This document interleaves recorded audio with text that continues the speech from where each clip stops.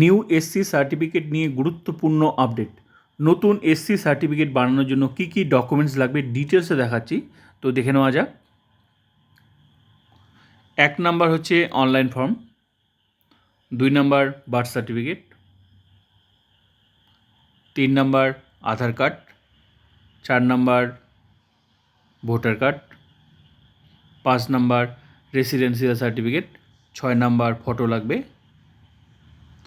7 number বাবার voter, 8 number বাবার হচ্ছে আধার।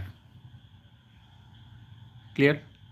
এবার 9 নাম্বার সেকেন্ড জেনারেশন, যদি বংশের সার্টিফিকেট থাকে তাহলে কি করতে হবে, তাহলে এই ডকুমেন্টসগুলো লাগবে।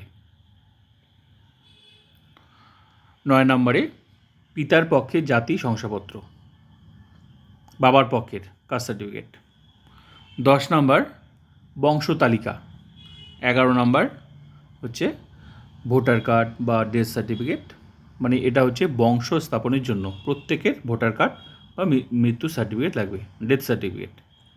এটা হচ্ছে সেকেন্ড জেনারেশনের জন্য এই ডকুমেন্টস। এবার ফার্স্ট জেনারেশন, যদি বংশের সার্টিফিকেট না থাকে তাহলে কি লাগবে, তাহলে এই ডকুমেন্টসগুলো লাগবে। 9 নাম্বার হচ্ছে, তো ওটা হচ্ছে সেকেন্ড জেনারেশন হচ্ছে এটা দেখালাম, আর এটা হচ্ছে ফার্স্ট জেনারেশন। যদি কারো সার্টিফিকেট নেই বংশে তাহলে কী করতে হবে, তাহলে এই ডকুমেন্টসগুলো লাগবে। এখানে এবার 9 নাম্বার, এখানেও 9 নাম্বার শুরু হলো।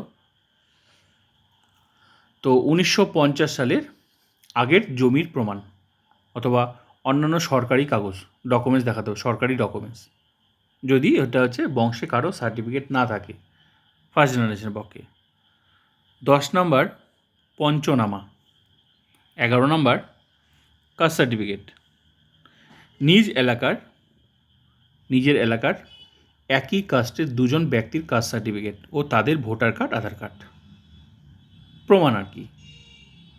নিজের এলাকার দুজনের কাস্ট সার্টিফিকেট লাগবে, সঙ্গে তার আধার কার্ড, ভোটার কার্ড, ব্যাস এই হচ্ছে ডকুমেন্টসগুলো লাগবে। তো আশা করি ক্লিয়ার হয়ে গেল।